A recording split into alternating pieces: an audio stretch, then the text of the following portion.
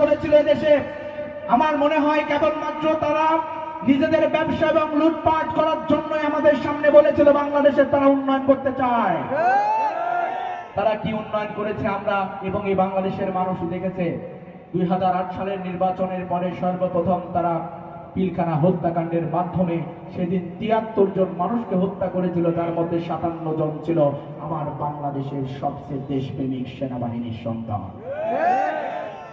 তারা 14 সালের নির্বাচনের পূর্বে এদেশের আলেম সমাজের উপর সেদিন হেফাজত ইসলামের উপর 2013 সালের 5 মে শাপলা চত্বরে যেভাবে নির্যাতন করে কতগুলো মানুষকে সেদিন শহীদ করা হয়েছিল, বাংলাদেশের মানুষ কি তা জানার অধিকারও রাখে না?